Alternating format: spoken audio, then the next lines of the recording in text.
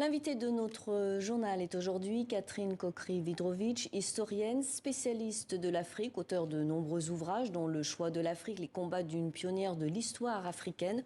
Bonjour, merci d'être avec nous. Vous commencez votre livre en racontant votre enfance, celle d'une petite fille juive sous l'occupation. Est-ce que c'est avec votre enfance qu'est née votre vocation, votre passion pour l'histoire? Vous écrivez « Ce fut la première grande aventure de ma vie, celle qui m'a forgé une de mes sources de ma défiance envers toute idéologie imposée ».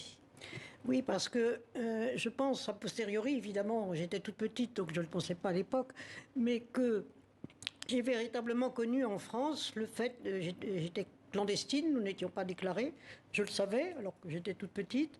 On ne disait pas grand-chose, mais j'observais beaucoup.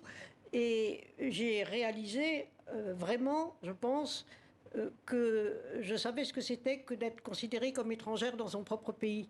Ce qui fait que je pense que ça a beaucoup influé mon intérêt pour l'Afrique en découvrant finalement que la colonisation, c'était la même chose. Les Africains ont été occupés. Et quand je disais ça à mes contemporains français, ils étaient très choqués parce que pour eux, l'occupation, c'est l'occupation nazie, point. Je disais, ben non, quand un pouvoir occupe un autre pouvoir, ben c'est de l'occupation. Et l'occupation a été vécue probablement avec des façons différentes, partout, un peu de la même façon. Et ça m'a beaucoup... fasciné et marqué. Dans les années 1960, vous rejoignez votre mari à Oran. Et pour vous, l'Algérie, vous l'écrivez, a été un véritable coup de cœur, mais pas seulement.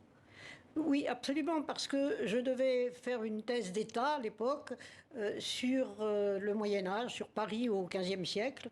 Et puis là-dessus, mon mari a été mobilisé, comme il était sursitaire tardif, pour aller en Algérie.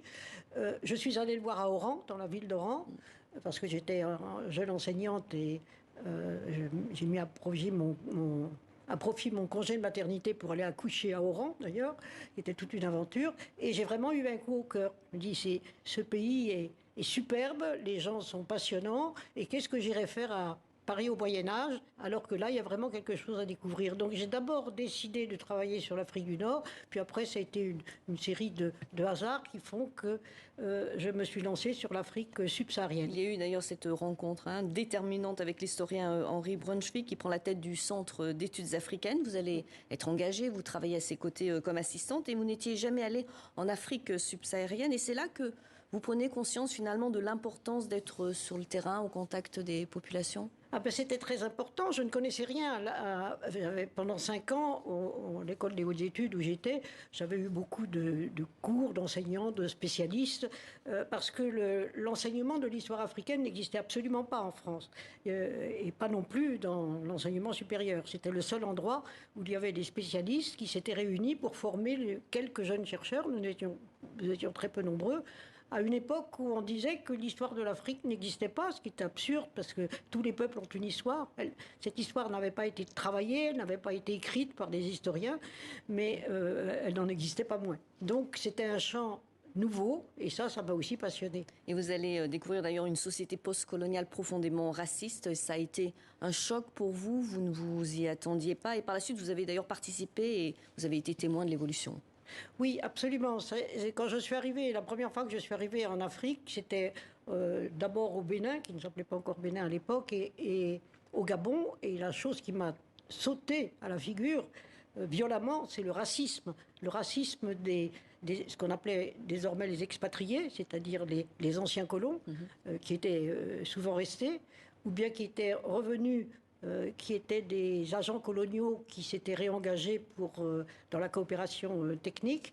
Et le racisme anti-noir était tout à fait naturel pour ces Blancs. Ils m'en parlaient à moi qui ne connaissais pas. J'arrivais, j'étais jeune, j'avais pas 30 ans.